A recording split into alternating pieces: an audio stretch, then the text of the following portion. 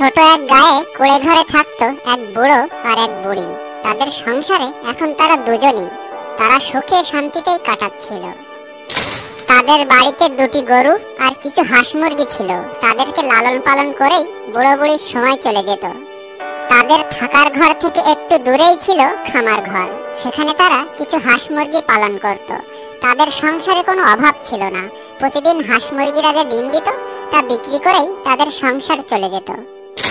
একদিন বুড়ি ঠিক করলো সে নাতনির বাড়ি যাবে, কিন্তু হাঁস মুরগি ও গরু দেখাশোনা করার জন্য সে বুড়োকে বাড়ি রেখেই একাই নাতনির বাড়ি গেল। তাদের বাড়ির পেছনে ঘন কালো জঙ্গল ছিল, সেখানে বাস করত কিছু শিয়াল। রাত গভীর হলেই তারা ডাকাডাকি শুরু করে দিত।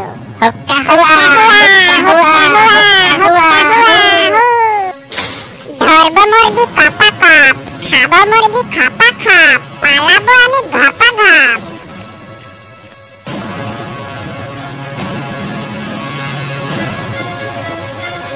পরদিন সকালে বুড়ো উঠে দেখে খাঁচা থেকে একটা মুরগি গায়েব। তাই সে মন খারাপ করে সেখানেই বসে রইল। পরদিন রাতে শিয়াল যখন মুরগি চুরি করতে এসেছিল, তখন হাঁস মুরগির ডাকাডাকির শব্দে বুড়োর ঘুম ভেঙে গেল। এই ধর ধর, আবার আমার মুরগি নিয়ে পালিয়ে গেল, চালাক শিয়ালকে ধরতেই পারলাম না। এভাবে আরো 2-3 দিন চলে শিয়ালের হাঁস মুরগি খাওয়া। অসহায় বুড়ো খামার ঘরের সকল ছিদ্র ভালোভাবে আটকে দেয়, যেন শিয়াল আর হাঁস মুরগি নিতে না পারে। এরপর রাত হলো, কিন্তু না, শিয়াল ঠিকই জাল কেটে মুরগি নিয়ে গেল। এভাবে শিয়ালের অত্যাচার আর সহ্য করা যায় না, আমাকে ভেবে একটা বুদ্ধি বের করতেই হবে। পরদিন বুড়ো অনেক চিন্তা ভাবনা করে একটা বুদ্ধি বের করলো। বুদ্ধি তো একটা পেয়েছি, শিয়াল ধরার একটা ফাঁদ বানাতে হবে। বেটা শিয়ালকে এবার জব্দ করবই। বুড়ো তার বুদ্ধি অনুযায়ী কাজ করতে লাগলো। সে কুঞ্চি দিয়ে একটা খাঁচা তৈরি করলো। তার খাঁচা তৈরির উদ্দেশ্য একটাই, শিয়ালকে কৌশলে খাঁচায় বন্দি করা। বুড়োর যখন খাঁচা বানানো শেষ হলো, তখন সন্ধ্যায় সে খাঁচার মধ্যে ধবধবে একটা সাদা মুরগি রাখলো আর খাঁচার দরজায় একটা রশি বাঁধলো। দিন গিয়ে রাত হলো। বুড়ো রশির এক মাথা ধরে আড়ালে বসে আছে আর খাঁচার দিকে চেয়ে আছে কখন শিয়াল আসবে আর সে মুরগি খেতে গিয়ে খাঁচায় ধরা পড়বে। রাত হতেই সেখানে এক শিয়াল এসে হাজির।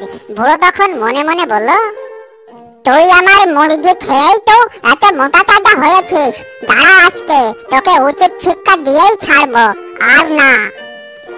শিয়াল খামারের দিকে এগিয়ে যাচ্ছে, আর তখনই শিয়ালের নজর পড়ে খাঁচায় রাখা ধবধবে মুরগিটার উপর। লোভী শিয়াল তো ভীষণই খুশি, তাকে কষ্ট করে আর খামারে ঢুকতে হবে না। শিয়াল মুরগিকে ধরার জন্য খাঁচার ভেতরে ঢুকে গেল, আর বুড়ো তখন রশি টান দিয়ে খাঁচার দরজা বন্ধ করে দিল। বুড়ো খুশিতে লাফাচ্ছে আর বলছে, যা, এবার মুরগি নিয়ে আজ তোকে হাতে নাতে ধরেছি, এবার আর তোর কোনো রেহাই নেই।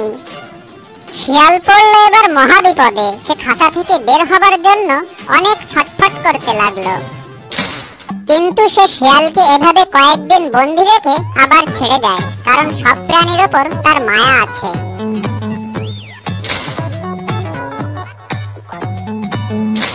তারপর শিয়াল বুড়োর বাড়ি না গিয়ে পাশে এক কৃষকের বাড়িতে মুরগি চুরি করতে গিয়েছিল। কৃষক টের পেয়ে শিয়ালকে তাড়া করলো। কৃষক একা নয়, বলা যায় গ্রামের অনেক মানুষই লাঠি সোঁটা নিয়ে তাড়া করলো। তাড়া খেয়ে শিয়াল একটি বনে গিয়ে ঢুকলো। বনের পাশে একটি হাতি দাঁড়িয়েছিল। হাতিকে দেখে শিয়াল বলল, এ বনে হাতি আছে? হাতি একটু অবাক হয়ে বলল, আমাকে চিনতে পারছো না? এ কেমন প্রাণী? তুমি কে? আমাকে চিনতে পারছো না? একটা শক্ত চড় দেব, আমাকে তুমি করে ডাকছিস? আমি এই এলাকার সবচেয়ে বড় কলা চাষী শিয়াল, আপনি করে বলবি। ঠিক আছে, বলবো। হাতিকে কি প্রয়োজন চাষী সাহেব? আছে, আগে একটু পানি খাওয়া, তাড়াতাড়ি যা। শিয়ালের ধমক খেয়ে হাতি পানি এনে খাওয়ালো।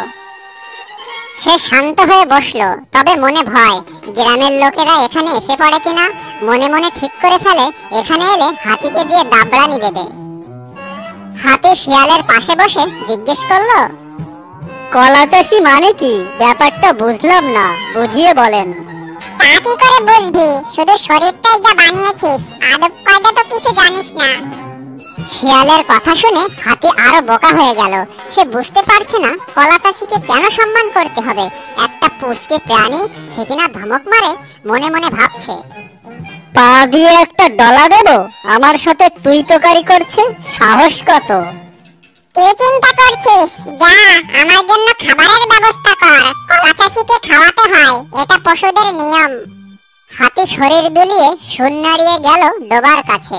কয়েকটা কাঁকড়া ধরে এনে দিল শিয়ালকে।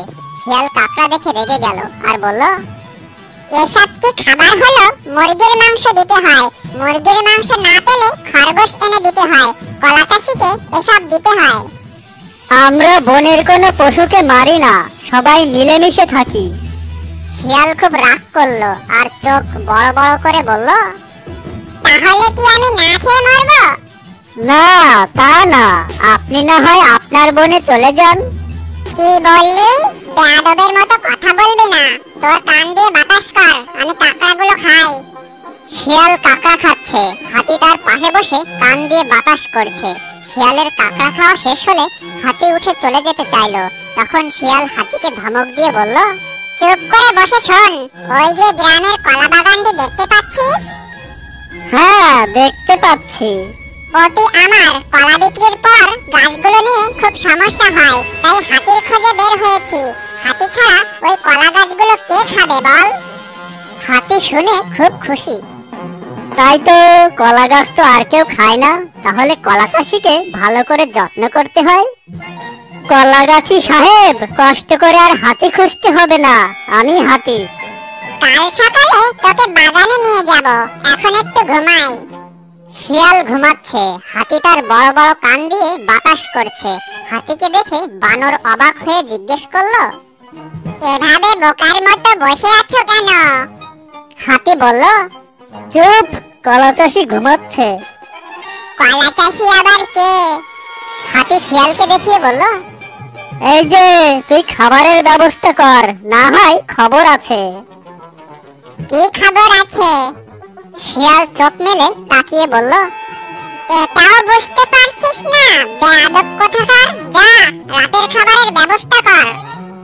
বানর কোনো কিছু না বুঝেই বলল, কি খাবার? মুরগি হলেই ভালো হয়, খরগোশও হতে পারে, দেখ কি পাওয়া যায়। বানর চলে যাওয়ার পর শিয়াল হাতিকে বলল, মানুষেরা বড়ই খারাপ প্রাণী। কেন? মানুষ খারাপ হবে কেন? খারাপ না তো কি, আগে মুরগিকে ছেড়ে রাখতো, এখন ফার্ম করে বন্দি করে রাখে। আমরা কি খাবো? ঘাস খাবো? সব পশু কি ঘাস খেতে পারে? মান সম্মানের ব্যাপার আছে না?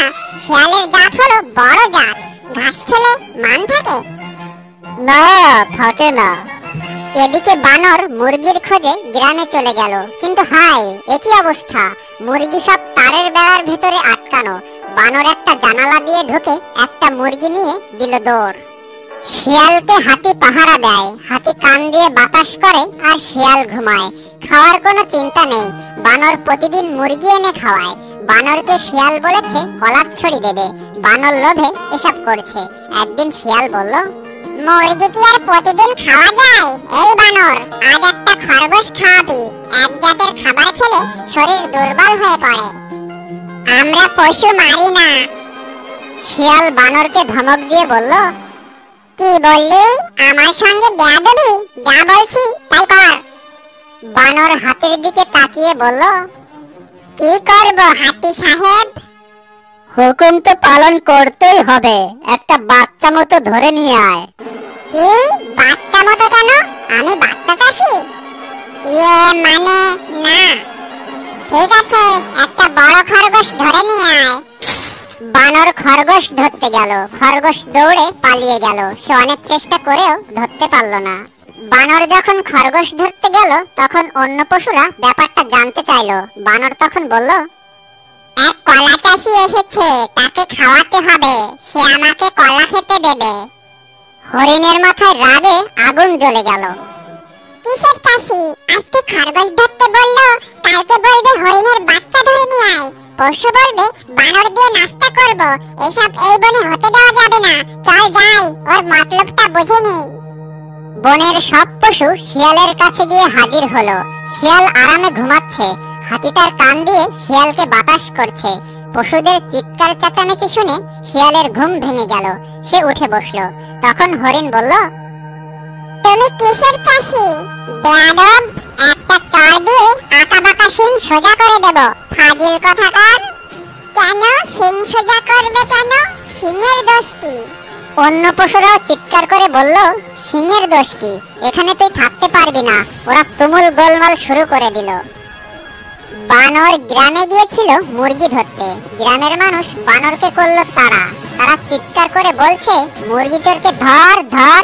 শিয়াল বুঝতে পারে এখানে থাকা ঠিক হবে না। সে দৌড়ে পালায়। তাকে আর কে খুঁজে পায়?